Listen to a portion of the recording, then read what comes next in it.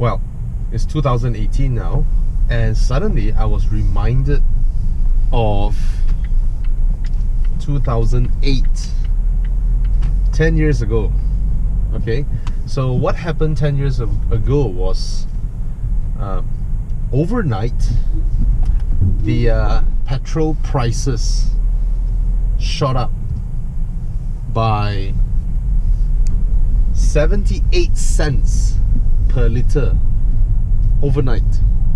That happened in 2008, and back then we only have two types of fuel, RON 92 and RON 97. We never had RON 95. Maybe back then we do, but as far as I've been driving ever since 1997. Yeah.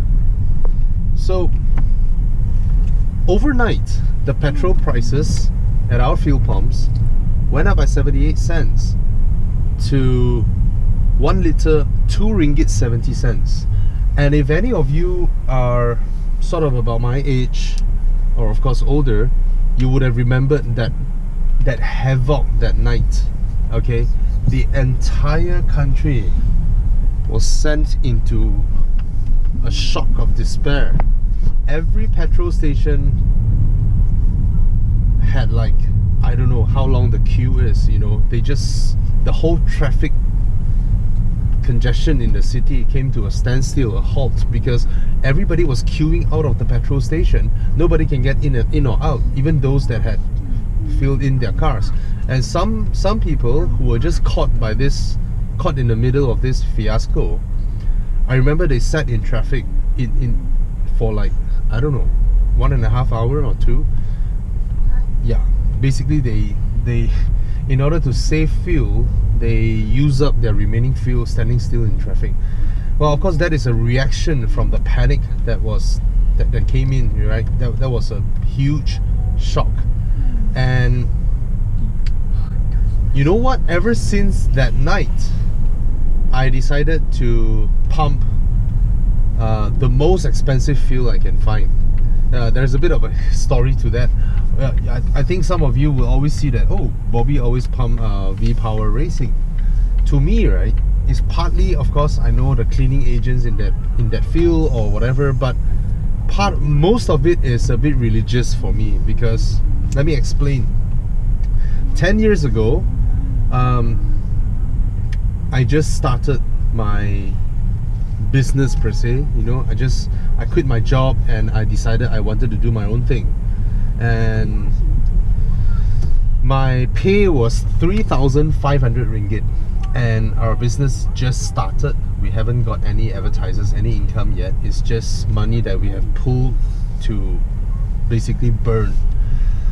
And when that happened, I can clearly remember I was sitting at the mamak stall there, and I just didn't know what to do. I was just sitting there and went stupid. I went stupid. I was just sitting there, and you know, the kind of stress that just goes on and on in your head, that you just sit there, don't know what to do. You know, it's almost like the world came to an end.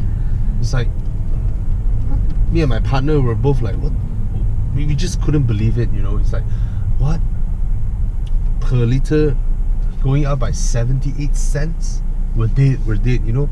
And that whole night was it was just horrible. I still remember it was really, really horrible for everybody to digest that news.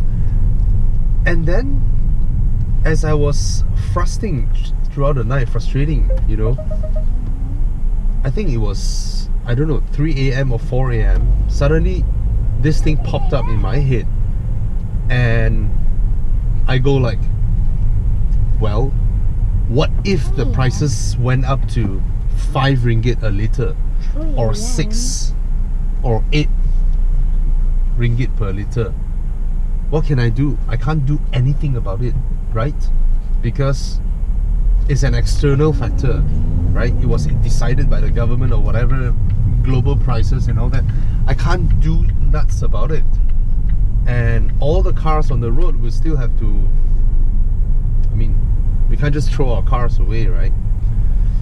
So from the very next morning, what I did was I went straight to a petrol station and I pumped in Shell V-Power Racing. It's not so much about me wanting or liking that red color branded fuel. You know, everybody avoids that, like, oh my god, that is really expensive. You know, everybody has that notion. But to me, right, if I choose the most expensive fuel, then I don't need to worry about fuel prices anymore. I don't even need to think about it anymore, right? It is out of my life. Whether fuel prices go up and down, it will forever be out of my life. I don't need this extra stress in my life. So yeah, that's what happened.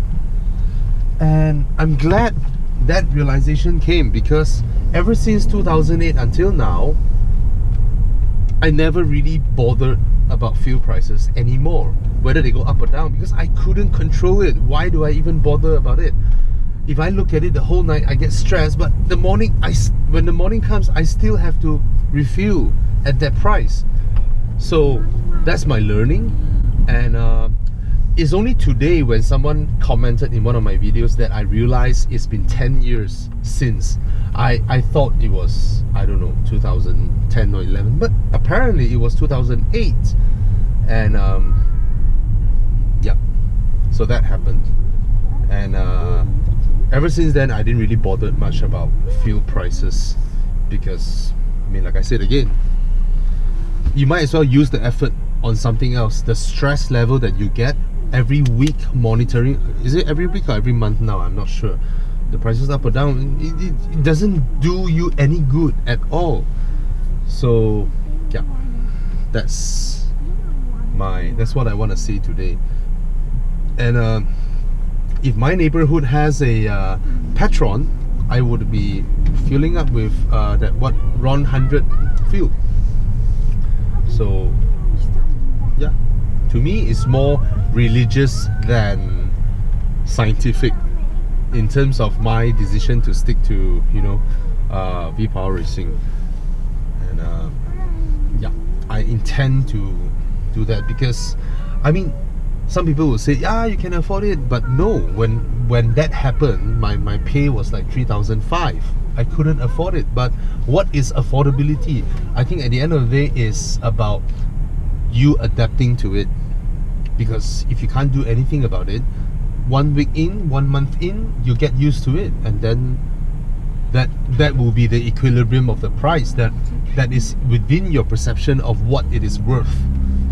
And yeah, so think about it. If you're saying things like, oh, because you can afford, what if tomorrow fuel prices went up to 4 ringgit per litre for RON 95? What will you do? What can you do about it? You can't do anything about it. And then everybody, all the food prices will all go up. You know, our food prices are so expensive. I think it's partly because of that hike in 78 cents, and it has remained forever since. And everything has been so expensive after that crazy hike. And yeah, I think I don't know what's the point of this video, but it's just sharing that I've decided to not worry about it, because I can't do anything about it. Hence, all right. So turn this way.